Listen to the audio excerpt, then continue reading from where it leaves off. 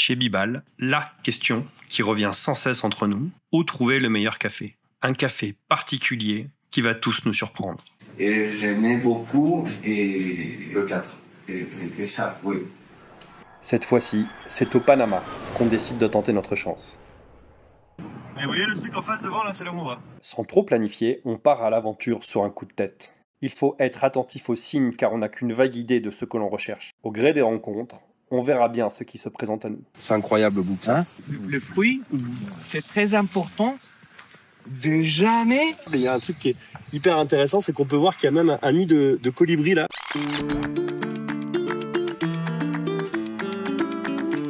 Alors, on part vers ce pays encore inconnu. Direction Panama City.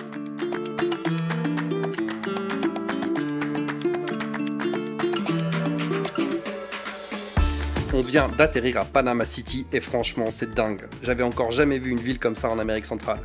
Des buildings partout, des tours qui touchent presque le ciel, on dirait New York City, mais en version tropicale. On rencontre les premiers habitants dans les coffee shops. La culture café est imprégnée partout ici.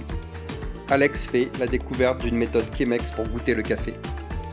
On ressent cet accueil si chaleureux qu'on ne retrouve qu'en Amérique latine. En fait, on a l'océan Atlantique, les mers de la Caraïbe et l'océan Pacifique qui se retrouvent et qui font un courant en fait proche du volcan. Et ce qui fait qu'en fait, on a une minéralisation bien spécifique du terroir, ce qui le rend exceptionnel. Le canal de Panama, c'est bien plus qu'une prouesse technique. C'est un pont entre deux océans. Que tu peux m'expliquer où on va là? En 2 mots. On va chez les indigènes Nbeglé. Et vous voyez le truc en face devant, là, c'est là où on va. Si au niveau de la ville, les infrastructures sont très importantes, dès qu'on arrive dans les régions montagneuses, ça n'est pas du tout la même chose. Et là, c'est dingue. J'ai jamais vu une plantation comme ça. Les producteurs font attention jusque dans les moindres détails.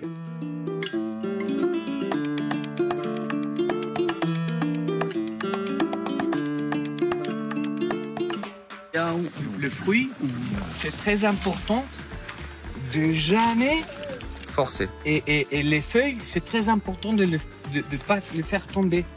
Alors tu viens, tu sélectionnes les fruits qui sont mûrs. Ça, on ne prend pas. Les culs jaunes, on ne prend pas. Sinon, celles qui sont les plus mûres. Et on doit le faire avec beaucoup d'attention pour pas abîmer les feuilles. Alex peut directement essayer de faire la cueillette en faisant bien attention de laisser celles qui ont le cul jaune. On goûte la cerise, encore mûre, elle est délicieuse. Tu veux la sélection du café, tu vois pourquoi il est très important. C'est incroyable, bouquin. Vas-y. Un truc qui est très intéressant, c'est qu'au Panama, ils font vraiment attention à l'écologie, ils font vraiment attention à avoir une production qui soit durable. Et il y a un truc qui est hyper intéressant, c'est qu'on peut voir qu'il y a même un nid de colibri là, qui est protégé et qui a été, qui s'est fait dans cet arbre là. Et ça, il n'y a que dans un endroit comme ici où un nid peut rester sans être abîmé.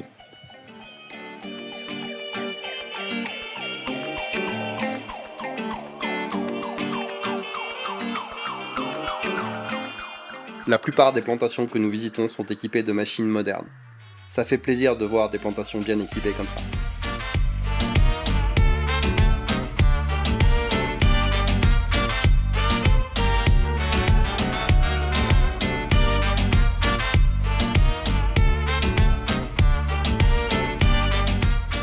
On continue notre voyage pour trouver ce qu'on cherche.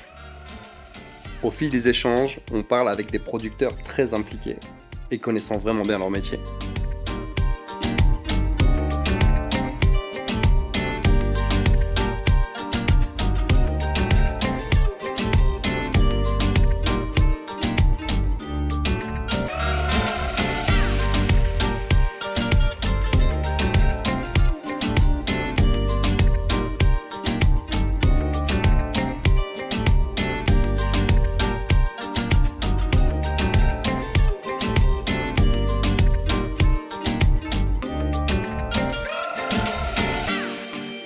Il faut qu'on retourne voir Richie, c'est sur la route.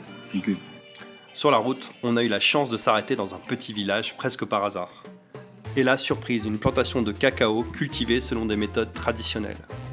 Ici, tout est fait à la main, de la récolte à la fermentation, en passant par le séchage au soleil.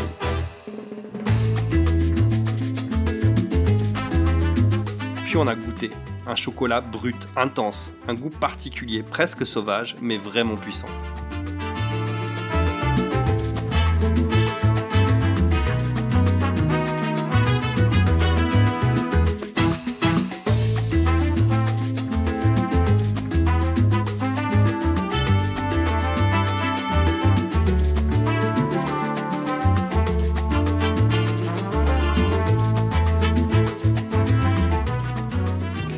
C'est quand tu regardes un café, on va avoir après torréfaction des grains qui sont plus clairs que d'autres.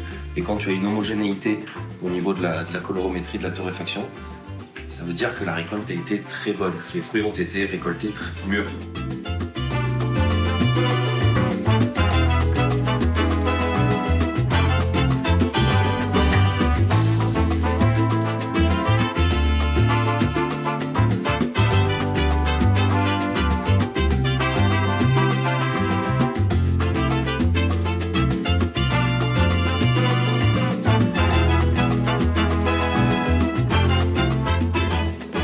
J'aimais beaucoup et le 4.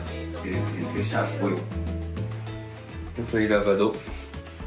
Et ensuite en pacamara. Bon, le 10, j'ai bien aimé, celui d'avant. Et ensuite j'ai noté le 4. Celui-ci. Et voilà, je crois bien qu'on a trouvé le café qu'on est venu chercher. Niché dans les hauteurs brumeuses de Boquete, là où la terre volcanique, riche et vivante, rencontre la pluie fine qui tombe presque chaque jour. Un climat unique et un terroir d'exception. Ce café, on va pouvoir le ramener avec nous et surtout vous le faire découvrir.